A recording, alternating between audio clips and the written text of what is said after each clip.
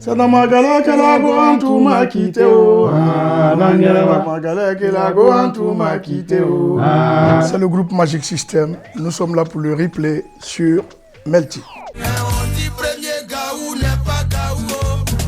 En quoi ce succès a changé votre vie? Le succès de Premier Gaou a changé l'orientation de la carrière de Magic System parce que ça nous a fait connaître en dehors des frontières. Ça nous a ouvert d'autres portes, les portes du showbiz en Europe, plus précisément en France. Et depuis lors, nous menons une très belle carrière. Mais vous savez, le fils aîné, il reste le fils aîné. Donc Premier Gaou reste Premier Gaou.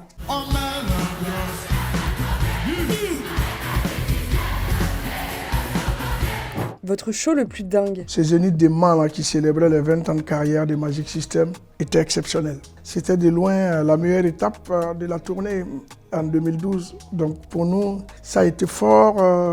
On a vécu des moments exceptionnels. Voilà. Une anecdote avec des fans. Mais moi, la plus belle anecdote que je vis encore, c'est que lors d'un de nos concerts, je crois qu'on était à Cherbourg, on a entonné une chanson où on a parlé de Children of Africa et on a parlé aussi des enfants qui n'allaient pas à l'école en Afrique parce qu'il n'y avait pas d'infrastructure, il n'y avait pas de construction. Et en parlant, on a voulu toucher quand même la sensibilité du public. Seulement le concert est fini. On est resté là à papoter un peu et donc ça a duré jusqu'à 1h du matin. On a pris le van, rentré à l'hôtel et puis dans le buisson, dans la lumière du van, on voit une petite fille qui est arrêtée avec sa maman. On ouvre la porte, elle dit non, je vous attendais parce que j'ai entendu dire que vous faisiez vos chansons pour trouver de l'argent pour construire des écoles en Afrique.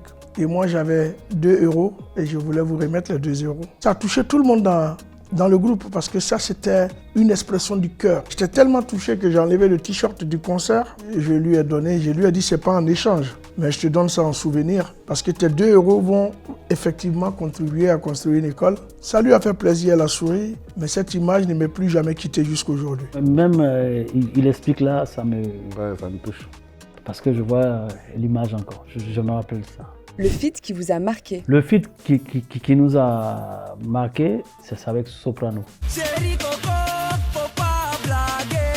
C'est vrai qu'on a travaillé avec de belles personnes comme Mokobé, comme Leslie et tout, mais avec Soprano, ça a été vraiment très spontané. Ça a créé quelque chose entre nous et au-delà de la musique, nous avons fait pas mal de choses. Il est venu à plusieurs reprises à Abidjan. Il est même le parrain de la promotion de la classe de CM2 de l'école Magic System d'Abidjan et de Danomambo. Donc ça a créé un lien fort.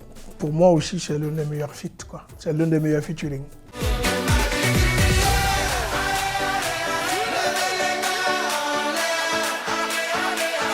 Le succès de Magic in the Air pendant la Coupe du Monde. Ce que ça nous a fait de savoir que notre titre était utilisé à la Coupe du Monde par l'équipe de France, c'était un sentiment de fierté. Parce que la France est notre pays d'adoption. Et la France jouait en Russie. Notre équipe nationale de football, la Côte d'Ivoire, n'était pas à cette Coupe du Monde. Mais musicalement, la Côte d'Ivoire était présente. Donc, grâce à l'équipe de France, il y a eu un petit brin de Côte d'Ivoire en Russie, mais aussi des artistes que ce pays-là a adoptés, qui apportaient aussi leur contribution parce que ça galvanisait les joueurs. On était tout heureux de les voir chaque fois célébrer avec notre musique sur le terrain. Donc nous, ça nous a fait énormément plaisir. Je me posais la question, en quelle année le groupe Magic System allait toucher la Coupe du Monde? Il a fallu l'équipe de France pour nous la ramener ici. Et lors de la célébration au Stade de France, on a eu la chance, Antoine Griezmann et Paul Pogba nous ont passé le trophée. On l'a attrapé. Notre pays n'a pas joué la finale de la Coupe du Monde, mais la France nous a permis de toucher cette Coupe du Monde parce que nous sommes des enfants adoptifs de la France. 20 ans plus tard, comment voyez-vous la réussite? La vraie réussite ne se quantifie pas par le nombre d'albums vendus ou le nombre de vues sur YouTube. Non. Nous, c'est tout le bonheur, toute la joie qu'on a pu apporter aux gens. C'est ça notre réussite. Est-ce différent d'être artiste en 2000 et 2025? C'est différent d'être un artiste de la vieille école, 2000, 2025, tout a changé. On n'avait pas Melty, on n'avait pas YouTube, on n'avait pas Spotify, on n'avait pas tous ces sites-là.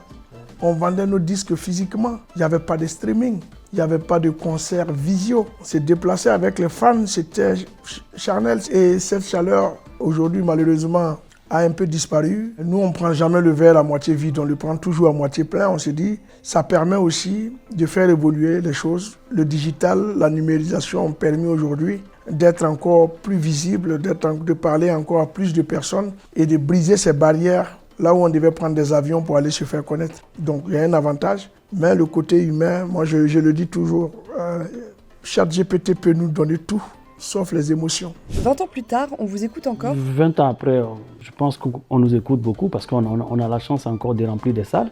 On a la chance d'être toujours sur la scène pour des concerts. Et on a toujours un bon public qui partage avec nous, qui est dans l'ambiance, qui est dans le show. Donc on se dit, nous sommes encore là. Hein. Toujours en forme.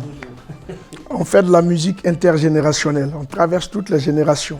Vos anciens sons sont en trend sur TikTok. Je vais pas mentir, moi je suis pas trop TikTok. Je suis de la vieille école comme on le dit. On m'a partagé tous ces trends là sur Facebook. Vous savez, tout ce qui a du succès sur TikTok arrive obligatoirement sur Facebook.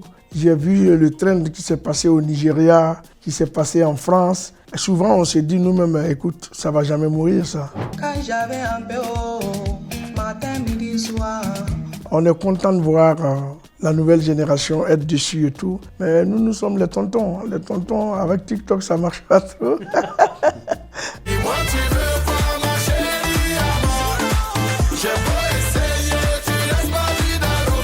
Vous êtes de retour avec un nouveau son? Nous sommes de retour. Parce qu'après Magic Indier en France, on n'a rien sorti. À la période de Covid, on était retourné au pays.